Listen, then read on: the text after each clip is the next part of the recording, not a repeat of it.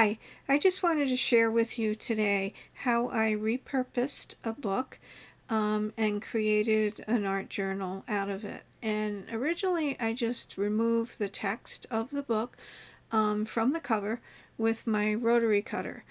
I really would advise using a craft knife instead of doing the maneuvers I did with my rotary cutter, which probably wasn't the safest thing, but that's what I had in my hand, so that's what I used. Um, since the spine's really small, I was only going to use two signatures, so that's where you see the two dots across, and I measured out where I was going to put the holes for the stitching, and I used my crocodile um, basically to make the holes because the spine was pretty thick in the book that I was repurposing. But you know, you can use some sort of awl book for bookmaking if you wish, or you know, something that you have on hand. And I cut the paper that I was using for the cover with generous sides all around it to cover the book. And I chose brown wrapping paper. Basically, I think it's postal paper, because I thought it would give it a nice vintage feel, and I was quite happy with how it came out. And I'm using Ranger ink in sepia, um, just because, again, I like the vintage feel, but you know, you can decorate your cover any way you want, or you can even use already decorated paper if you wish. And I do use basically a mouse pad underneath my stamping because I find that it gives a better impression when I do. And I just use the French script stamp, you know, all around to give a background for the paper. And here I'm just figuring out where the spine's going to be because I wanted to decorate the spine a little differently than the front and back cover. And again, I'm just kind of figuring out exactly where it should go. And I had a nice long stamp in my stash with a floral motif, and I used that. And I do often use the brayer because it does help when I make a stamp impression on my paper.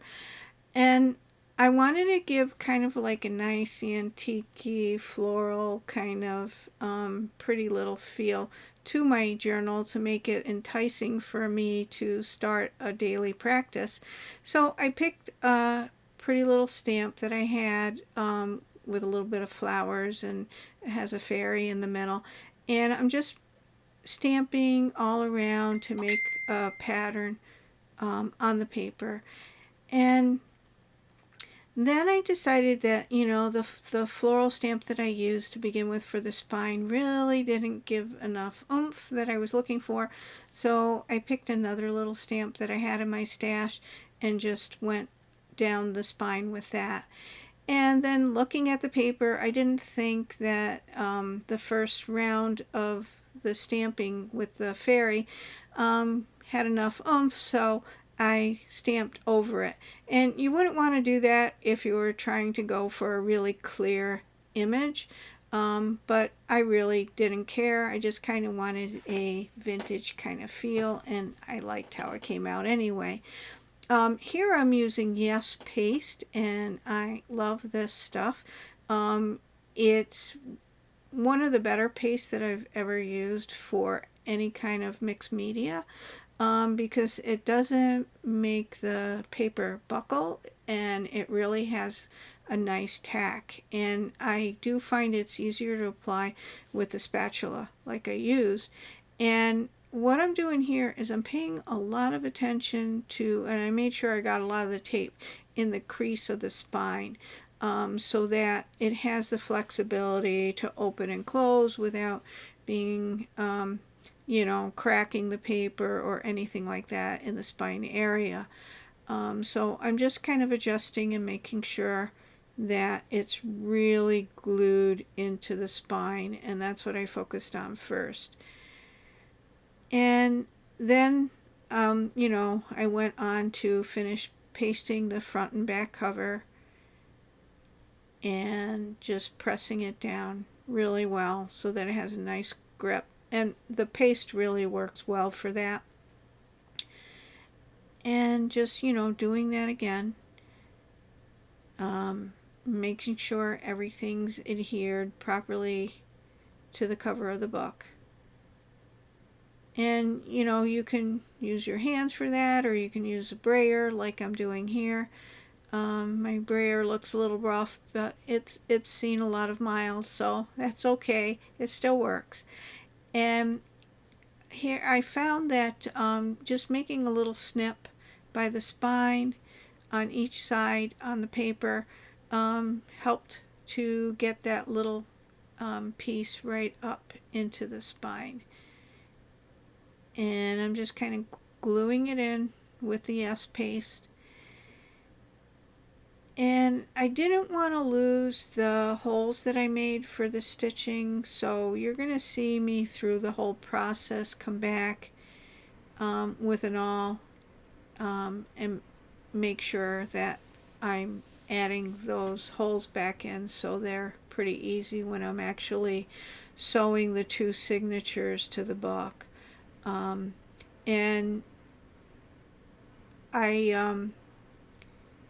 and I had trouble finding them, so that's why I lifted the paper and then I went back. So it's better now than after it's glued on securely. And then I'm just kind of gluing the edges on of the bottom on one side of the cover, and just adding a little bit of glue on the other side. And what I'm sharing with you is how I did this, and that doesn't mean that it's the only way.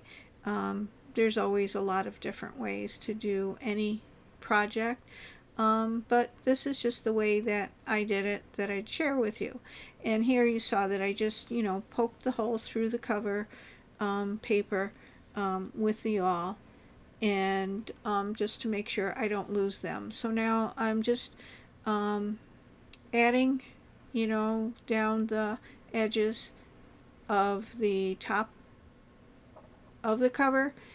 And then what I decided to do was kind of trim after I did that and made sure everything's nice and pasted down, because otherwise it's going to be too bulky. So I kind of cut that, and some people will do that beforehand. I just felt like I didn't want to do all the measuring and stuff, so this was kind of the lazy way to do it, but it worked. And then I'm just kind of adding the paste to get that edge done and glued in securely. And I do use the brayer. I do find that it helps for me, but it's not absolutely necessary if you don't have that in your stash. I mean, this whole project that I did was with stuff I had, so I didn't do any shopping. I just basically have a lot of art supplies at my access, but I'm kind of using the things I'm finding around the house, that kind of thing. And that's kind of fun to do, to make something cool out of things that you find in your environment. So here it is, and I'm just kind of letting it dry. And after I let it dry, I decided that I wanted to add a little bit more aging. So I just used a cosmetic sponge and dipped it into the ink, the sepia ink, and just kind of, stamp it around the book and give it a little bit more character. And I wanted to protect it because I felt like the paper really wouldn't last that long, the wear and tear of actually using it as a working art journal. So I used a acrylic varnish in satin. I believe it was Liquitex that I had handy, but I already had it. You can use Mod Podge if you want, or you can use like a gel medium if you prefer to do that. I found the varnish is a little on the stinky side, so I don't really like the odor of it, but after it dries, it really did give it, you know, a nice protective finish. The other thing that I found, like, my cover was blue originally, and I think some of that seeped through when I put on the varnish, some of the dye of the cover. And I wasn't really distraught about that because, you know, again, I'm going for an antique feel. Now, what I did here was, you know, for the inside of the cover, I cut a piece of decorative scrapbooking paper that, you know, originally it was like 12 by 12 that I had on hand, and I used the Yes paste. You know, I cut it to fit inside the book, and I used the Yes paste to just glue it in, and making sure that I was real careful about getting the paper um, glued into the creases of the spine so that it works well. And again, I'm trying to make sure I don't lose those holes that I put in originally in the spine, because I want the stitching to show outside of the book. So I'm using my awl again, and I wouldn't recommend, I have no patience, so I did this a little bit when it was still wet, but I wouldn't recommend doing that. I would recommend letting it completely dry and then punching the holes in. But, you know, don't do as I do, do as I say. Isn't that the old thing? But anyway, here are some jelly prints. I've never done jelly printing before, and I just decided to do it. I saw a video on it, and so I made quite a few of them, and that's what I planned on using for the pages of the journal. And if you're not familiar, I do have a video on how I made these prints that you can watch, and I'll put a link in the description of this video. But what I'm doing here is the papers that I used cardstock for my prints, but you can use whatever kind of paper you want for this book. You can use watercolor paper or whatever, but I'm just kind of cutting off the top and bottom edges to make sure that it's the right width of the paper that came from the book, you know, the text of the book, so that'll fit in. And it was a little shorter, but I thought it was doable, so I did that for all of them.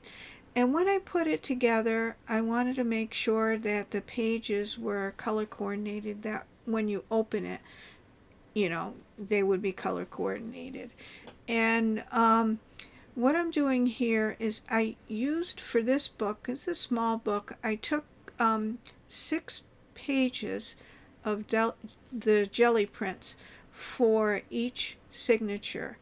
And what I did here was I found the center, and then I marked the holes that I had on the guide that I originally made for the holes for the journal, that I used on the spine.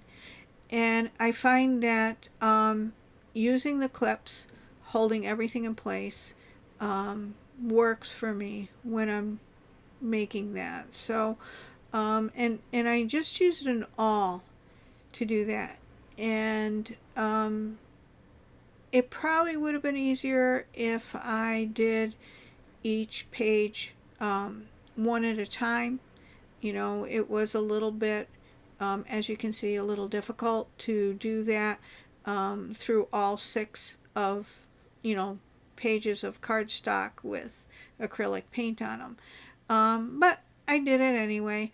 And, you know, you could also fold them first before you do it, or you can do it the way I did and then fold them afterwards. And I just used a bone folder, and again, it doesn't have to be perfect. This is just an art journal for me to get in the habit of painting more every day.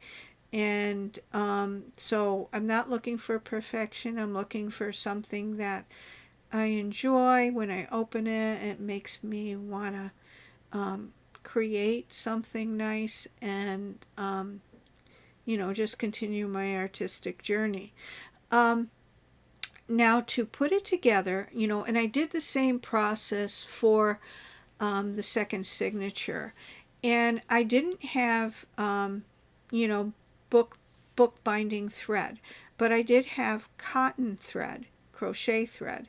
So, and I had beeswax, so I conditioned my thread with beeswax. That's what I was doing when I was rubbing it across the beeswax bar, and find that that works. You know, again, using what you have on hand before you're going out and buying new stuff. And I clipped the signature again, and to hold everything in place, and I started leaving a strand of string from the inside. So I want to go from the inside to the outside of the book, because I'm going to be tying it inside in the end. So I'm going down the next hole, and again I'm just going down a single line, because the next line is going to be used for the second signature. And then I'm just coming out, so like I'm going to have 3 stitches showing on each, you know, on the back of the spine for each signature. So I made 6 holes along the spine, and then did the same thing on the other side to add the other signature. So if you have a book with a larger spine, you can add more signatures than what I did. But anyway, so I made the 3 stitches, and as I was doing, I was making sure that everything was tight. You know, you don't want your stitches to be too loose on the outside or on the inside. And then I'm just tying the, you know, 2 threads together, and then making a bow. And because it's wax thread and I made a pretty good knot in the center, it's probably not going to go anywhere for a while.